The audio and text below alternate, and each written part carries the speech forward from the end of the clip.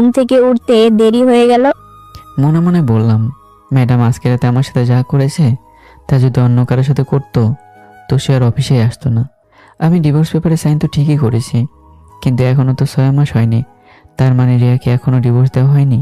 শর্ত মতে তিনি এখন আমার বউ, কিন্তু তাকে যদি এই কথা বলি তাহলে হয়তো আমাকে আর তিনি অফিসে রাখবেন না। দরকার কি আমার এই কথা বলার? বসে বসে কাজ করছিলাম, তখন পিএন এসে ঝাড়ুটা আমার সামনে দিয়ে বলল, ম্যাডাম বলেছে আজকে নাকি আপনি সবটা অফিস ঝাড়ু দিবেন, আর এই কাজ করে আপনি ম্যাডামের সাথে দেখা করবেন। আচ্ছা স্যার, আপনি এত দেরি করে আসছেন কেন? জানেন ম্যাডাম আপনার উপর কেমন রেগে আছে? এই কাজ না করলে কি হবে না? স্যার, আমি এত কিছু জানি না। ম্যাডাম আমাকে যেটা করতে বলেছে আমি তাই করেছি, আর ম্যাডাম তো বসে বসে ক্যামেরা দিয়ে সবকিছু দেখছেন। আচ্ছা ঠিক আছে, তুমি যাও, আমি দেখছি। পিয়ন চলে যেতে রাধিকা আসলো। ও ঝাড়ু দেখে বলল, এটা এখানে রাখা কেন? রাধিকার দিকে তাকিয়ে বললাম, তুই এটা একটা কাজ করলি, আমাকে রেখে চলে আসলি। তোর কি আমি কম ডেকেছি? কিন্তু তোর কোনো খবর নেই। পরে ম্যাডামের গাড়ি দিয়ে চলে আসছি। ও আচ্ছা। দেখ, রাগ করিস না প্লিজ তুই। আরে না, রাগ করার কি আছে, সবাই ভালো, শুধু আমিই খারাপ। যা, তোর কাজ তুই কর গিয়ে। লাদেন শোন, বলছেন আমি কিছু মনে করিনি, যা তুই তোর কাজ কর। আমার কথা শুনে রাধিকা মন খারাপ করে চলে গেল। আমি ঝাড়ুটা নিয়ে অফিস ঝাড়ু দিতে লাগলাম। সবাই শুধু আমার দিকে অবাক দৃষ্টিতে তাকিয়ে আছে। আবি তো প্রশ্ন করেই ফেললো যে আমি এসব পাগলের মতো কি করছি। আমি শুধু মুচকে মুচকে হাসলাম। যদি কপালে থাকে তাহলে কি আটকানো যায়? ভুল করেছে, ভুলের মাসুল তো দিতেই হবে। আবির বোকা সুরে বলল, ভুল করেছি মানে? তুই এসব বুঝবি না, আমাকে আমার কাজ করতে দে। তবে একটা কথা জেনে রাখ, সময় আমার একদিন আসবে, তখন আমিও দেখে দেব। এখন শুধু চুপ করে আছি। আমি আর কিছু না বলে আমার কাজ করতে লাগলাম। অফিস ঝাড়ু দিয়ে ম্যাডামের কেবিনের সামনে চলে গেলাম। দরজার সামনে গিয়ে বললাম, ম্যাডাম ভেতরে আসবো? রিয়া ম্যাডাম আমার দিকে তাকিয়ে বলল, ভেতরে আয়। ভিতরে গিয়ে দেখি একটা বড় পাতিল রাখা আছে, আর দেখে মনে হচ্ছে ওখানে গরম পানি রাখা আছে। একটু দূরে পিয়ন দাঁড়িয়ে আছে। আমি বুঝলাম না রিয়া ম্যাডাম আবার গরম পানি দিয়ে কী করবেন। রিয়া ম্যাডাম চেয়ার থেকে উঠেই আমার সামনে দাঁড়িয়ে বলল, 1 ঘন্টা লেট হয়েছে কেন অফিসে আসতে? আমিও বলে দিলাম, ম্যাডাম চোখের ব্যথায় তাকাতে পারছিলাম না, কি করব বলেন। অফিসে তো আসতেই যাচ্ছিলাম না, কিন্তু আসতে হয়েছে। অফিস কি তোর বাবার যে তুই মন চাইলে আসবি আবার মন না চাইলে আসবি না? এই জন্য তো অফিসে আসছি। আমার অফিসে কাজ করতে গেলে দেরি করে আসা যাবে না, বুঝলি? সরি ম্যাডাম, আর ভুল হবে না। রিয়া ম্যাডাম আমাকে ধরেই ধাক্কা দিয়ে গরম পানির উপর ফেলে দিল। আমি জোরে একটা চিৎকার দিলাম, ও মা গো, আমি শেষ। তাড়াতাড়ি লাফ দিয়ে পানি থেকে উঠে গেলাম। পিঠটা একেবারে জ্বলে গেল, ঠিকমতো দাঁড়িয়ে থাকতে পারছি না। ম্যাডাম যে আমার সাথে এমন কিছু করবেন আমার সেটা ভাবনাই ছিল না। মনে হচ্ছে যেন পিঠের চামড়া পড়ে গেছে। রিয়া ম্যাডাম আমার কষ্ট দেখে হাসতে হাসতে বলল, কিরে, আমাকে আরো বিয়ে করবি? এখন মজা লাগছে না? আমার শরীর এমনভাবে জ্বালাপোড়া করতে লাগলো যার কারণে চোখ দিয়ে পানি পড়তে লাগলো। ম্যাডামের দিকে তাকিয়ে বললাম, কসম করে বলছি যদি আমি বেঁচে থাকি আপনাকে দেখিয়ে দেব আমি কী জিনিস। আজকে অল্প একটু কারণে আপনি আমার সাথে যা করেছেন আমার সারা জীবন মনে থাকবে। তবে বিশেষ করে আজকে আপনি আমার সাথে যা করলেন তা আমি কোনোদিন মাফ করব না, কখনো না। একদিন ঠিকই বুঝবেন। বাবা, ভালোই তো বললি, ছোট লোকের মুখে এত কথা মানায় না। আর আমি তোর কাছে আসবো কেন রে? ওরে বাবালে, আমার মায়া লাগবে তোমার উপর। তুমি তো আমার স্বামী ছিলে। ইস, তোমার সাথে এমনটা করা বুঝি আমার ঠিক হয় নাই। আহারে, আজকে আমি সত্যি সত্যি এখান থেকে চলে যেতাম, কিন্তু কাপুরুষের মতো এখান থেকে চলে গেলে আমি অপমানিত হব। 365 দিনে কিন্তু এখন বছর। আমারও কিন্তু সময় আসবে, তখন আমি দেখিয়ে দেবো আমি কি ছিলাম। রিয়া ম্যাডাম একটা প্যাকেট আমার হাতে দিয়ে বলল, যা কাপড় চেঞ্জ করে আয়। কি করব? অফিস তো আর এই ভেজা কাপড়ে করতে পারবো না। রিয়া ম্যাডামের কাছ থেকে কাপড়গুলো নিয়ে ওয়াশরুমে চলে গেলাম। কাপড় চেঞ্জ করে আমি আমার ডেস্কে চলে গেলাম। চেয়ারে কোনো অবস্থায় বসতে পারছি না শরীর ব্যথার জন্য। রাধিকা আমাকে দেখেই দৌড়ে এসে বলল, ম্যাডাম তোর সাথে কি উল্টাপাল্টা কিছু করেছে? তোর এসব শুনতে হবে না, তুই যা গিয়ে তোর কাজ কর। আরে কি করছে বলবি তো? বলছি না তোর এসব শুনতে হবে না, কপাল খারাপ আমার, বাদ দে। তোর মুখটা এমন শুকনো শুকনো লাগছে কেন? আমি কিছু বললাম না, দাঁড়িয়ে থেকে কাজ করতে লাগলাম। আমি কিছু বলছি না দেখে রাধিকা আবার আগের মতো মন খারাপ করে চলে গেল। আমি ভাবির দিকে তাকিয়ে বললাম, ভাবি মাথা ব্যথার ওষুধ আছে আপনার কাছে? ভাবি আমার দিকে তাকিয়ে বলল। আচ্ছা ঠিক, ওই মাঝে মাঝে মাথা ব্যথা হলে খাই, কিন্তু তুমি কি করবে? ভাবি আজকে আপনাকে একটু জ্বালাবো, কিছু মনে করবেন না তো? আরে না না, কি যে বলো তুমি, বলো তোমার কি লাগবে? একটা ব্যথার ট্যাবলেট দিবেন? আমার কথা মতো ভাবি ট্যাবলেট দিল। ট্যাবলেট নিয়ে বললাম, জানেন ভাবি, রাত থেকে কিছু খাইনি ম্যাডামের অত্যাচারের কারণে। একটা মানুষকে কতটা অত্যাচার করলে সে মন থেকে গালে দেয়। আমি যদি বড় কোনো অপরাধ করতাম তিনি আমাকে বলতেন আমি কি করেছি। আজকে অল্প একটু ভুলের জন্য তিনি আমাকে সবার সামনে অপমান করেছে, আবার আমাকে দিয়ে যা ইচ্ছে তাই করাচ্ছে। বুঝলাম না ভাই কিছু। বাদ দেন ভাবি, আপনি এত কিছু বুঝবেন না। কথা বলে আমি রাধিকার ডেস্কে চলে গেলাম।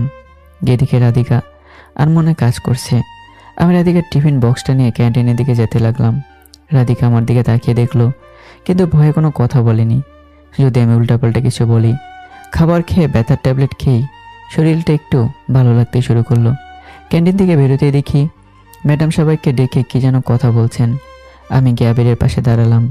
অন্যদিকে ম্যাডাম বলছেন, আজকে আমাদের অফিসে বড় একটা প্রজেক্ট নিয়ে কাজ করা হবে। এই ফাইলটা তৈরি করবে তোমরা, আর উপস্থাপন করবে তোমাদের লিডার।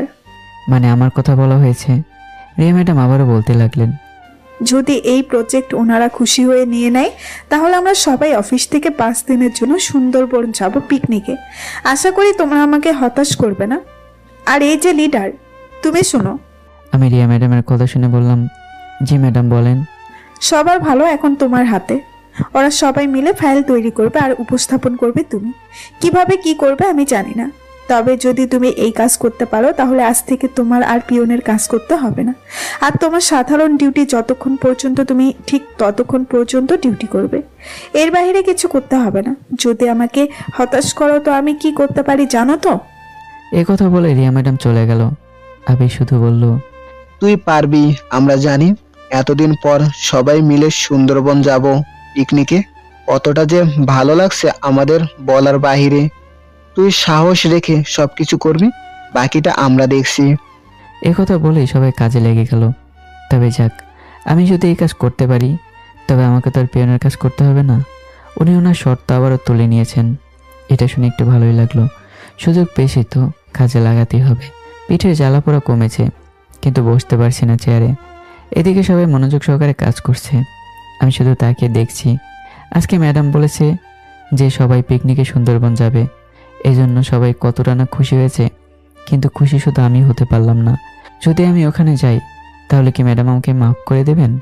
কখনো না, তিনি ওখানে আমাকে অত্যাচার করবেন। ম্যাডামের এসব টর্চার আর নিতে পারছি না। এখন আর ভালো লাগে না, আমার খুব খারাপ লাগে।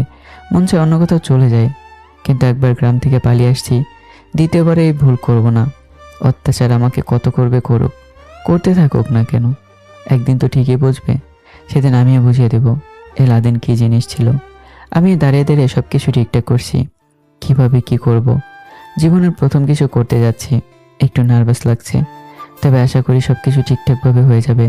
সবাই মিলে ফাইল তৈরি করে আমার হাতে দিল, আর সবাই বলল এখন ওদের ভালো মন্দ সব আমার হাতে। এই জন্য আমি যেন ওদের হতাশ না করি। সবার মুখে কি সুন্দর হাসি, আর আমার কারণে হাসি মুখটা ওরা কালো করবে, এটা আমি কখনোই হতে দেব না।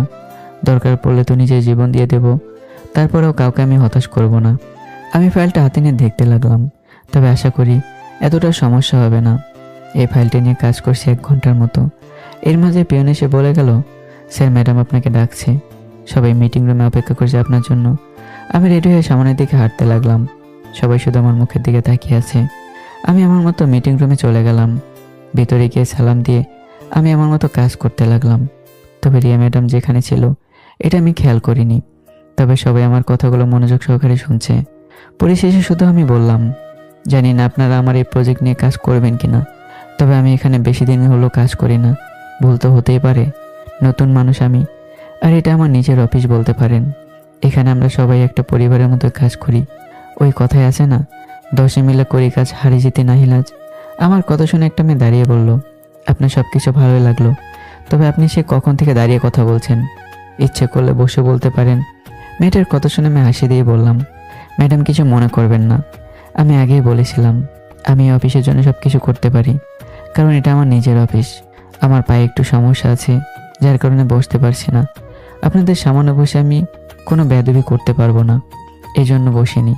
কেউ আবার কিছু মনে করবেন না, যদি আবার কথায় ভুল হয়ে থাকে মাফ করবেন। এ কথা বলে আমি বের হয়ে গেলাম। তবে রিয়া ম্যাডাম শুধু আমার মুখের উপর তাকিয়ে আছে। আমি যত সুন্দর করে সব কিছু উপস্থাপন করব তিনি ভাবতে পারিনি। মিটিং রুম থেকে বেরোতেই আবির এগিয়ে এসে বলল, লাদেন, সব কিছু তো ঠিক আছে? ম্যাডাম এসে তোদের জানাবে, তবে আশা করি আমার কথায় ওনারা খুশি হয়েছেন। এই কথা বলে আমি অষ্টমে চলে গেলাম। একটা সিগারেট জ্বালিয়ে টানতে লাগলাম। মাঝে মাঝে মনটাকে মানাতে পারি না যে রিয়া ম্যাডাম কেন আমার সাথে এমন করেন। এমন না যে আমি ইচ্ছে করে ওনাকে বিয়ে করতে চেয়েছিলাম, আমাকে তো জোর করে বিয়ে করতে হয়েছে। কিন্তু উনি আমার উপর অকারণে এসব রেখে অত্যাচার করছে, যেখানে আমি কোনো দোষই করিনি। সিগারেট শেষ করে অষ্টম থেকে বের হয়ে দেখি সবাই মিলে মিষ্টি খাচ্ছে, আর ম্যাডাম সবাইকে বলছে, তোমাদের অনেক অনেক ধন্যবাদ সবাই মিলে একসাথে কাজ করার জন্য।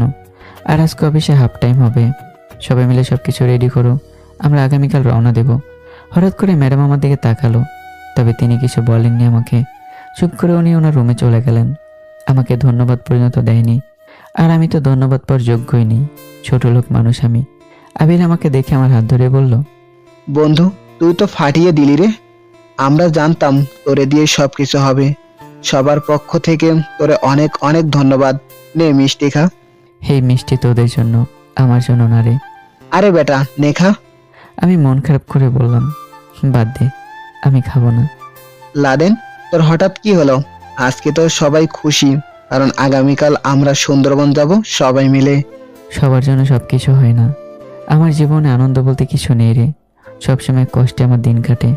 বাড়ি থেকে আমাকে বের করে দেওয়া হয়েছে, আর এখন অফিসে আমার সাথে এমন কিছু হচ্ছে। আমি চাই না কান্না করতে, তবুও কান্না করতে হয়। এই কান্নাই হয়তো আমার একমাত্র জীবন সঙ্গী। তবে আফসোস, এই দুঃসময়ে কাউকে পাশে পেলাম না। অফিসে সবাই আমার দিকে তাকিয়ে আছে, কেউ হয়তো ভাবতে পারেনি আমি এই খুশির দিনে কান্না করছি। আমি চোখের পানি মুছে গিয়ে আমার চেয়ারে বসলাম। তবে দরজার কাছে রিয়া ম্যাডামকে দেখলাম দাঁড়িয়ে আছে, তিনি আমার দিকে তাকিয়ে আছে। আমি তাকাতেই তিনি ভিতরে চলে গেলেন, হয়তো দেখতে আসছেন আমি কি করছি। হায়রে মানুষ। এর মাঝে রাধিকা এসে বলল, লাদেন চল বাসায় যাই। এখনো তো বাসায় যাওয়ার সময় হয়নি, আর আজকে নাকি হাফ ডে হবে। আরে চল তো, ম্যাডাম আমাদের যেতে বলেছে। আর আজকে তুই যা করলি এমনি ম্যাডাম তোরে কিছু বলবে না। কে কি বলবে আর না বলবে তা দেখে আমি কি করব। তুই বাসায় যা, আমি এখন যাব না। আমার ডিউটি যতক্ষণ পর্যন্ত আমি ততক্ষণ পর্যন্তই থাকবো। তুই এমন কেন বলতো লাদেন, একটা কথা বললেও শুনিস না। তোর উপর আমার অনেক রাগ জমা আছে, এজন্য আমি তোরে কিছু বলার আগে তুই চলে যা এখান থেকে। এত রাগ ভালো না বাবু, বুঝলা? প্লিজ তুই যা বলছি, আমাকে আমার কাজ করতে দে। দেখ, কাকে তো আমাদের যেতে হবে, এই জন্য এখন বাসায় গিয়ে সবকিছু গুছিয়ে নিতে হবে। আমি যাই কিনা তারই বিশ্বাস নেই, তুই যা প্লিজ। চল আমার সাথে। এবার আমি জোরে বললাম, তোর আমি যেতে বলছি না, আমার জন্য তোর অপেক্ষা করতে হবে না। তোর মন যা চায় তুই গিয়ে তাই কর, যা। রাধিকা ভয়ে আর কোনো কথা বলেনি, চুপচাপ চলে গেল। আমি বসে বসে আমার কাজ করছি। কিছুক্ষণ পর সবাই ধীরে ধীরে চলে যেতে লাগলো। হঠাৎ আবির আমার সামনে এসে বলল, কি রে লাদেন, চল তো, আর কত কাজ করবি? আবির একটা হেল্প করবি? বল, কি করতে হবে? আজকে সকালে কিচেন রুমে গিয়েছিলাম, বউ গরম পানি ফেলতে গিয়ে আমার উপর ফেলে দিয়েছিল। এখন ভালো করে বসতে পারছি না, ডাক্তারের কাছে তো যেতে পারবো না, অতটা সময় নেই আমার। তুই কোনোভাবে। বুঝছি, আর বলতে হবে না তোরে। আমি মেসেঞ্জারের ঔষধগুলোর নাম লিখে দেব, আর বাসায় যেতে হলে হাসপাতাল হয়ে যেতে হয়। দেখি তোর কি হয়েছে, একটা পিক তুলে নে। আবির আমার শার্ট তুলে বোকা হয়ে গেল। আবির বলেই ফেললো, তোর পুরো পিঠ লাল হয়ে আছে, এরপরেও কিভাবে তুই কাজ করছিস? আমার কাজ তো আমাকেই করতে হবে, কেউ তো আমার কাজ করে দেবে না। তাই বলে তুই এই অবস্থায়, এই শরীর নিয়ে? থাক বাদ দে, তোরে আমি যেটা বললাম তুই সেটা কর প্লিজ। তাহলে চল দুজন মিলেই যাই। হাতে কিছু কাজ আছে, সেগুলো শেষ করে আসছি, তুই যা। ম্যাডাম তোরে কিছু বলবে না, তুই চল তো। না রে, তুই বললে আমি যাব না। আমার কাজ যতক্ষণ পর্যন্ত শেষ হবে না ততক্ষণ পর্যন্ত যাব না। তুই যে কি ভাই, এটাই বুঝলাম না।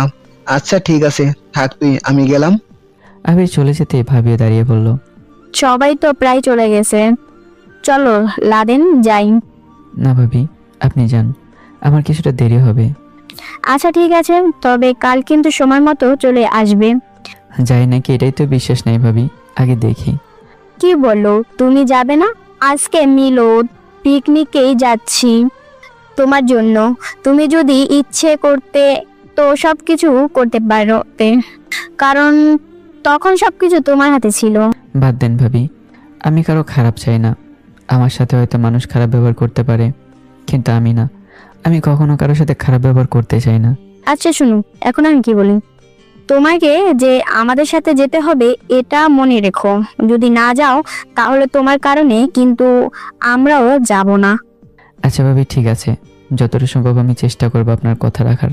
ভাবি যেতে যেতে বলল, শুধু চেষ্টা করলে হবে না, যেতে হবে মানে যেতেই হবে, নইলে তোমাকে তোমার বাসা থেকে তুলে আনবো এই বলে দিলাম কিন্তু।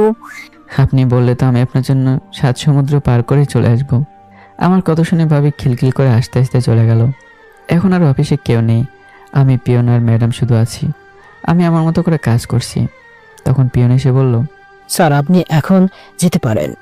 ম্যাডাম বলল আপনাকে আর কাজ করতে হবে না। তোমার ম্যাডাম তো চায় আমি বেশি বেশি করে কাজ করি, তো আজকে তিনি আমাকে যেতে বলছেন কেন? স্যার আমি এত কিছু জানি না। ম্যাডাম বলল আপনাকে বের হতে, আর উনি যাওয়ার আগে সবকিছু একবার দেখে যাবেন। এই বলে পিয়ন চলে গেল। এখন আর বেশি সময় থাকা যাবে না। আমি আমার টেবিল গুছিয়ে যে বের হবো, তখন থেকে ম্যাডাম তার কেবিন থেকে বের হলো। ওনার চোখের দিকে একবার আমি তাকিয়ে আবার মাথা নিচু করে নিলাম। আজকাল মানুষ বুঝে মানুষের মায়ে পড়তে হয়, যে কারো দিকে তাকিয়ে মায়ে পড়া যাবে না। আর এই ম্যাডাম তো অহংকারী একটা মেয়ে। ওনাকে আর কেউ চিনুক বা না চিনুক, আমি কিন্তু ঠিকই ভালো করেই চিনি। অফিস থেকে বেরোতে দেখি অফিসের গেটে মাহি আর সেদিনের ছেলেটা দাঁড়িয়ে আছে, যাকে আগে ওর সাথে পার্কে দেখেছিলাম। আমি যে ওকে দেখে চলে যাব, তখনই মাহি বলল, প্লিজ লাজেন, আমার কথাটা তো শোনো। চলে তো যাবে, আমার স্বামীর সাথে একটু পরিচিত হয়ে যাও। আমি মাহির মুখে স্বামী শব্দটা শুনে দাঁড়িয়ে গেলাম। তার মানে ও বিয়ে করেছে, কিন্তু আমি কিছুই জানি না। আমাকে একবারের জন্য কিছু বলেনি পর্যন্ত, আর বলবেই কিভাবে? আমি তা দুদিন কারোর সাথে যোগাযোগ করিনি। মায়ের সাথে থাকা ছেলেটা এগিয়ে এসে বলল, ভাইয়া আপনি রাগ করবেন না প্লিজ, একটু আমাদের কথা শুনেন। আর আমি মাহির হাসব্যান্ড, ও আমাকে আপনার কথা অনেক বলে, কিন্তু আপনি তো রেগেই চলে যান, কোনো কথা বলেন না। আমি কিছু বলবো, তখন মাহি এসে বলল। এখনো কি আমার উপর রেগে আছেন? এর মাঝে রিয়া ম্যাডাম অফিস থেকে বের হলো। তিনি মাহিকে আমার সাথে দাঁড়িয়ে থাকতে দেখে আমার দিকে চোখ লাল করে তাকালো, আর কিছু বলল না, চুপচাপ গাড়িতে চলে গেল। ম্যাডাম যেতে আমি মাহিকে বললাম, তুমি আবার বিয়ে করেছো কবে? আপনি যাওয়ার 5 দিন পরে বাবা জোর করে ওর সাথে আমাকে বিয়ে দিয়ে দিল। আর এখন তুমি সংসার করছো না? আমার কথা শুনে মাহির স্বামী বলল, আপনার মতোই আমারও একটা গার্লফ্রেন্ড ছিল, কিন্তু ও আমাকে ধোকা দিয়েছে। শেষে কোনো উপায় না পেয়ে মাহিকে বিয়ে করি। ও মোটামুটি খুবই ভালো আছে, পিচ্ছি হলে মনটা অনেক ভালো। আমি একটু হাসি দিয়ে শুধু মনে মনে বললাম, এতদিন আমি ওর সাথে ছিলাম, আমি জানি ও কেমন ভালো একটা মেয়ে, তবে আমার কপালে ছিল না বলেই ওকে আমি পেলাম না। যাক, আফসোস করে আর কি লাভ আছে? মাহি আমার হাত ধরে বলল, আমাকে মাফ করে দিন, আমি আপনার সাথে অনেক বড় একটা ভুল করে ফেলেছি। থাক, এসব এখন বাদ দাও। এখন তোমার স্বামী আছে, তোমাকে আমি দোষী মনে করি না। এটা হয়তো আমার কপালে লেখা ছিল। আমি মেম্বার আর চেয়ারম্যান সাহেবকে সবকিছু বলেছে। আপনি চাইলে এতদিন বাসায় যাইনি, এখন কি তোমার মনে হয় আমি বাসায় যাব? বলছি না বাদ দাও, তবে আমার কষ্ট লাগলো। কোন জায়গায় জানো মাহি? তুমি ইচ্ছে করে সব কিছু করেছো। মাহি মাথা নিচু করে বলল, সরি, আমাকে মাফ করে দিন। আম্মুর জন্য আমি এমন করতে বাধ্য হয়েছে। আমি আপনার পায়ে হাত দিয়ে বলছি, প্লিজ মাফ করে দিন। থাক বাদ দাও, এখন তোমার স্বামী আছে, এসব কথা বলে এখন আর সময় নষ্ট করতে চাই না। আর তুমি জানো কিভাবে আমি অফিসে চাকরি করি? আপনি আসার সময় আমি আপনার পিছু নিয়েছিলাম, আর তখন দেখলাম আপনি এই অফিসে চাকরি করেন। ও আচ্ছা, তাই বলো। তো এখন তোমরা কেমন আছো? বিবাহিত জীবন কেমন যাচ্ছে?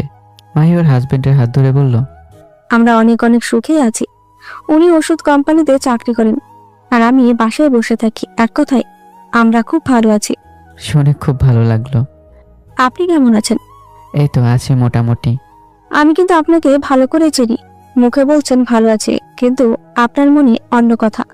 এখানে তো অনেকক্ষণ দাঁড়িয়ে আছি, চলো রেস্টুরেন্টে যাই, খেতে খেতে সব কিছু বলবো।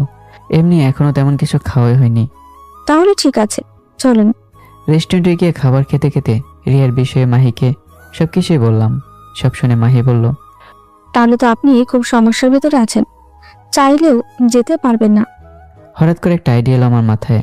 রিয়াকে তো আমি মরে গেলো আর বিয়ে করব না, ওকে যদি আমি মানসিকভাবে শাস্তি দেই তাহলে কেমন হবে? হ্যাঁ, এটাই করতে হবে, যেটা আমি চিন্তা করছি। কি চিন্তা করেন এত? মাহি আমার একটা কাজ করতে পারবে? এটাই শেষ কাজ, পরে তোমাকে আর কিচ্ছু বলবো না। জি বলেন, কি করতে হবে? আমি যতটা পারি চেষ্টা করব। দেখো, তোমার সংসার আছে, স্বামী আছে, তোমাকে আমি বেশি কিছু করব না, আর তোমার ক্ষতি হবে এটা আমি চাই না। শুধু রিয়ার সামনে আমার সাথে প্রেমের অভিনয় করবে। ও আমার এক্স বলছিল, এজন্য ও তোমাকে আমার সাথে দেখে একটু হলেও জ্বলবে। মাহির স্বামী আমার কথা শুনে বলল, না ভাই, আমি এটা ওকে দিয়ে করাতে পারবো না। আপনার সাথে ওকে দেখলে বুঝি আমার জ্বলে না? ও তো আমার বউ মিয়া। আমি মাহির হাজব্যান্ডের হাত ধরে বললাম, বেশি কিছু করব না, শুধু মাঝে মাঝে একটু হাত ধরবো, এর বাহিরে আর কিছু না। ও এখন আপনার বউ, আমার বোন, ওর সাথে খারাপ কিছু হোক এটা আমি চাই না, প্লিজ ভাইয়া। মাহির স্বামীকে বলল, আমার কারণে ও গ্রাম ছাড়া হয়েছে, তুমি তো সবকিছু জানো। আমার জন্য যদি ও একটা কিছু করতে পারে, আমি কি না করব বলো? শেষে আমার কাছে এই কিছু চাইলো, তবে আমি জানি আমার উপর তোমার বিশ্বাস আছে। মাহির স্বামী কিছুক্ষণ চিন্তা করে বলল, ঠিক আছে, তবে ভাইয়া আপনি কিন্তু আমার বড় ভাইয়ের মতো। বড় ভাই বলছো তো, সেখানে তোমাদের কোনো ক্ষতি হবে এটা আমি চাই না, চিন্তা করো না। ওদের সাথে কিছুক্ষণ আড্ডা দিয়ে বাসায় যেতে লাগলাম। যাক, ভালো হয়েছে, মাহির বিয়ে হয়ে গেল। এতদিন ওর উপর আমার যতটা রাগ ছিল সবটা কমে গেছে। একটা মেয়ের উপর রাগ থাকে ততক্ষণ পর্যন্ত যখন সে একা থাকে বা অন্য কারোর সাথে প্রেম করে, কিন্তু এখন তোর স্বামী আছে, আর আমার কারণে সংসার ভেঙে যাবে কেন? ওর কারণে বাড়ি থেকে বের হয়েছি, আমার তো ক্ষতি কিছু হয়নি, যা হয়েছে বেশ ভালোই হয়েছে। আজকে যদি বাসা থেকে বের না হতাম তাহলে হয়তো চাকরিও করতে পারতাম না। আর কাউকে মাফ করা নাকি ভালো কাজ, তবে আজকে মাহিকে মাফ করে দিয়েছি বলে অন্য কাউকে মাফ করবে এমনটা নয়। যতদিন পর্যন্ত আমার দেহে প্রাণ আছে ততদিন পর্যন্ত আমি রিয়া ম্যাডামকে মাফ করব না, কখনোই না। বাসার সামনে কলিং বেল দিতে বউ এসে দরজা খুলে দিল। সোফায় বসে রাধিকা আর রিয়া ম্যাডাম কি জানি প্ল্যান করছে। আমি ফোনটা হুদায় কানে নিয়ে বললাম, হ্যাঁ বলো বেবি। ও হ্যাঁ, মনে পড়েছে, তুমি তো আজকে দেখা করতে চেয়েছিলে, কিন্তু আজকে আমি দেখা করতে পারবো না। আমার শরীরে একটা বাজে মেয়ে গরম পানি দিয়েছে, এই জন্য একটু শরীর খারাপ। তুমি কান্না করো না, ঠিক আছে? আমি ঠিক হয়ে যাব। তাহলে রাখি, কেমন বেবি? বাই। ফোন কেটে পিছনে তাকিয়ে দেখি রাধিকা রিয়া ম্যাডাম আমার দিকে তাকিয়ে আছে। তাকিয়ে থাক, তাতে আমার কি? মানুষকে আমি বলতে শুনেছি, চুপ থাকলে যে কেউ তোমাকে বেশি মারবে। এই পৃথিবীতে চলতে গেলে নরম হওয়া যাবে না। একজন তোমাকে 2টা থাপ্পড় দিলে তুমি তাকে একটা চর হলেও তোমাকে দিতে হবে, আর যদি সেটাও না দিতে পারো তাহলে তোমাকে ওরা একসময় মেরে ফেলবে। অনেক সহ্য করি, ছাড় নয়। যতটা সম্ভব এখন থেকে আমি দেখে দেবো আমি কি জিনিস।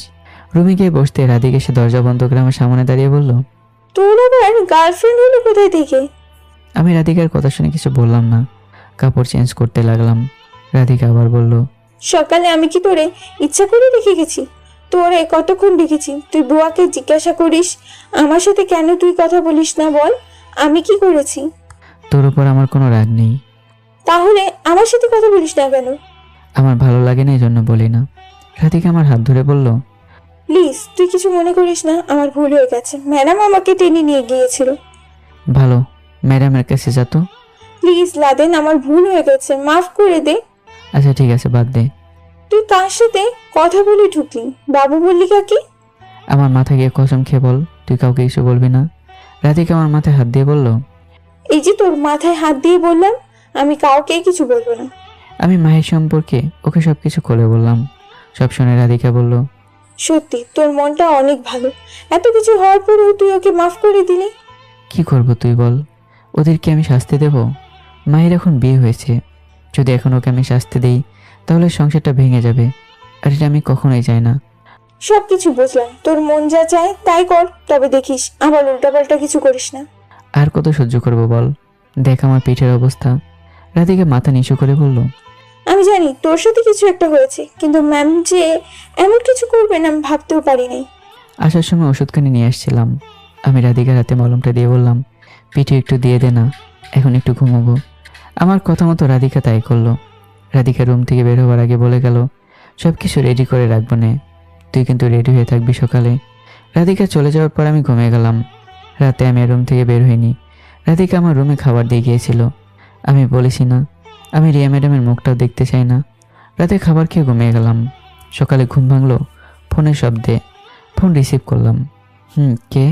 ওপাশ থেকে জোরে জোরে চিৎকার দিয়ে বলছে, কুত্তা, 1 ঘন্টা ধরে ধরে রাখছি, সবাই রেডি হয়ে অপেক্ষা করছে তোর জন্য, আর তুই এখনো ঘুমাস। তাড়াতাড়ি রেডি হ বলছি। রাধিকা আমি যাবো না, তুই যা। আর আমি রিয়া ম্যাডামের সাথে কোথাও যেতে চাই না। দেখ লাদেন, এমনিতেই অনেক দেরি হয়ে গেছে, প্লিজ এমন করিস না। ম্যাডাম বলছে অফিসের একজন কেউ না গেলে তিনি বাস ছাড়বেন না, যেতে হবে মানে যেতে হবে। আমি যাবো না, ওনার সাথে বলে দে। প্লিজ বন্ধু আমার, এভাবে বলিস না, আমি তোর পায়ে পড়ি, আমার জন্য চল। যাবো না, যা। তুই দরজা খুলে রেডি হ প্লিজ। ফোন কেটে দিয়ে দরজা খুললাম। রাধিকা অনেক বোঝানোর পর রেডি হলাম। আর আমার ব্যাগ রাধিকা আগে থেকে রেডি করে রাখছিল। ও জানতো যে আমি যেতে রাজি হব না। রেডি হয়ে বাসা থেকে বেরোতে রাধিকা বলল, তুই তো ম্যাডামকে খারাপ বলিস। দেখ, ম্যাডাম আমাদের যাওয়ার জন্য গাড়ি পাঠিয়েছে। ভালো তো, তাহলে তুই যা গাড়ি দিয়ে। তুই যা মানে? আমি কি একা যাবো নাকি? সাথে তো তুইও যাবি। আমি যদি মরেও যাই তবুও ম্যামের গাড়ি দিয়ে যাব না। দেখ লাদেন, মজা করিস না, এমনি অনেক সময় চলে গেছে, সবাই আমাদের জন্য দাঁড়িয়ে আছে। দাঁড়িয়ে আছে, দাঁড়িয়ে থাকবে। একজন মানুষের দেরি তো হতেই পারে। দেখ, কথা বলে এখন সময় নষ্ট করা যাবে না, তুই গাড়িতে ওঠ তো। আমি গাড়ির দরজা খুলে দিয়ে বললাম, তুই ওঠ আগে। রাধিকা উঠতেই আমি গাড়ির দরজা লাগিয়ে বললাম, তোর কি মনে হয় আমি রিয়া ম্যাডামের গাড়ি দিয়ে যাব? আমি যদি মরেও যাই তবুও যাব না। ড্রাইভার, তুমি ওকে নিয়ে যাও তো, আমি আসছি। একথা বলতে ড্রাইভার চলে গেল। আমি একটা রিক্সা নিয়ে অফিসের উদ্দেশ্যে রওনা দিলাম। অফিসের সামনে যেতে যেতে অনেকটা দেরি হয়ে গেল। গেতে গিয়ে সবাই আমার জন্য দাঁড়িয়ে আছে। আমি রিক্সা থেকে নামতেই রিয়া আমার দিকে এগিয়ে এসে বলল, এই ছোট লোকের বাচ্চা, তুই নিজেকে কি মনে করিস? তোর জন্য সবাই 1 ঘন্টা ধরে দাঁড়িয়ে আছে। যদি যাওয়ার ইচ্ছা হয় তো যাবি, নইলে তোর মতো ছোট লোক গেলে কি আর হবে? অযথা আমাদের 1 ঘন্টা সময় নষ্ট করলি। সবার সামনে রিয়া আমাকে ছোট লোকের বাচ্চা বলল। তবু আমি কিছু বললাম না, চুপ করে দাঁড়িয়ে আছি। সবাই আমার দিকে তাকিয়ে আছে। সবাই হয়তো এটা চিন্তা করছে আমার চাকরি চলে যাবে দেখে আমি ওনাকে কিছু বলছি না। আজকে যদি আমি কাগজে সাইন না করতাম তাহলে কোন দিন ওনাকে লাথি মেরে চলে যেতাম। সাইন করেই তো ফেসে গেছি। থাকে এসব আর এখন আর না বলি। আমাকে অপমান করেছে, আমার শরীরের কোনো অংশ তো আর কমে যায়নি। বলতে থাকুক না কেন, যতক্ষণ পর্যন্ত বলতে পারে। আমি দাঁড়িয়ে এসে দেখে ম্যাডাম আবার বলল, কি রে ছোট লোকের বাচ্চা, তোর কি যাওয়ার ইচ্ছা আছে নাকি? নাকি তুই আমাদের আরো 1 ঘন্টা লেট করাবি? এটা মনে রাখিস, তোর থেকে কিন্তু সময়ের দাম আছে। কোথায় থেকে যে আসে এরা, এটাই আমি বুঝি না। ওদের তো দেখলেই মন চায় আমার ঘৃণা করে একদম ছি ছি। ছোট লোকের বাচ্চা। আমাকে যা কিছু বলতে আমি সহ্য করে নিতাম, কিন্তু আমার মা বাবাকে নিয়ে কথা বলছে, এজন্য আমি রেগে গেলাম। ম্যাডাম, ছোট লোকের বাচ্চা বলবেন না কিন্তু, নইলে কিন্তু খুব খারাপ হবে। রিয়া ম্যাডাম আমার দিকে চোখ গরম করে তাকিয়ে বলল, তাই নাকি রে ছোট লোকের বাচ্চা? কি করবি তুই আমার? আমার রাগ দেখে আবির দৌড়ে এসে আমাকে আটকিয়ে বলল, লাদেন, থাম বলছি। কি করছিস তুই? আবির তুই আমাকে ছাড়। এই শালির বাচ্চা শালি আমাকে ছোট লোক বলে? ওই শালি, তোর কিসের এত অহংকার রে? আমার আসল রূপ তো দেখিসনি। এমন কিছু করব না, সমাজের মুখ দেখাতে পারবে না। তোর যদি এখান থেকে তুলে নিয়ে যাই, কে আটকাবে রে? তোর কোন বাবা আছে? ডাক দে দেখি। কি আর করবি? চাকরি খেয়ে আমাকে জেলে দিবি? শর্ত অনুযায়ী তুই যদি আমাকে জেলে দিস, অন্তত পুলিশরা আমাকে তোর মতো অপমান করবে না। হয়তো একবেলা লাঠি দিয়ে মারবে, তাও তো অপমান করবে না। তুই যদি আমাকে একটা চড়ও দিতি, তবু আমি কিছু বলতাম না। কিন্তু আমার মা বাবার নাম ধরে গালি দিলি। আমার বাবার গ্রামে যা আছে তোর তো মনে হয় 1 কোনাও নাই। এই শহরে একটা অফিসের মালিক হয়ে নিজেকে খুব বড় মনে করিস না? তোরে তুলে নিয়ে গিয়ে মারতেও আমার একটু সময় লাগবে না, কেউ কিছু বলতে পর্যন্ত পারবে না। আর তোর এত বড় কলিজা, আমার বাবাকে নিয়ে কথা বলিস? জিভ টেনে ছিঁড়ে ফেলবো, চিনিস আমাকে? রাগে এক প্রকার আমার শরীর কাঁপছে। আমি শক্ত করে আমাকে ধরে আছে যেন আমি ম্যাডামকে কিছু না করি। ম্যাডাম তো আমার কথা শুনে ভয়ে এক কোনায় গিয়ে দাঁড়িয়ে আছে, আর সবাই শুধু আমার দিকে তাকিয়ে আছে। কেউ ভাবতে পারিনি যে আমি এতটা রেগে যাব। আবির আস্তে করে বলল, বাদ দে না বন্ধু, উনি হয়তো বুঝতে পারে নাই। কে বুঝতে পারেনি? উনি বুঝতে পারেনি তোরে কে বলল? উনি তো সুযোগ পেলে আমাকে একদিন মেরে ফেলবে দেখিস, আর বলিস বুঝতে পারিনি। লাদেন, প্লিজ রাগ করিস না, চল, সবাই আমাদের দেখছে। আমি এবার মন খারাপ করে বললাম, আচ্ছা আবির, আজকে যদি তোর মা বাবাকে নিয়ে কেউ এই বাজে কথা বলতো তাহলে তোর কেমন লাগতো? তোর বিষয়টা আমি বুঝতে পারছি, ম্যাডামের পক্ষ থেকে আমি সরি বলছি, বাদ দে প্লিজ। আবিরের হাত ছাড়িয়ে বললাম, তোরা যা, আমি যাব না। উনি নাকি আমাকে ছেড়ে একাই যেতে পারবে, তো তোরা সবাই যা, আমি যাব না। এ কথা বলে আমি সামনের দোকানে গিয়ে সিগারেট জ্বালিয়ে টানতে লাগলাম। রাধিকা সবাইকে বলছে, আপনারা সবাই গিয়ে ভিতরে বসেন, আমি ওকে নিয়ে আসছি। রাধিকা আমার কাছে এসে বলল, মাথা ঠান্ডা হয়েছে সাহেব? দেখ তোর জন্য আমি এখানে আসছি, আর এখন কতগুলো কথা শুনলাম।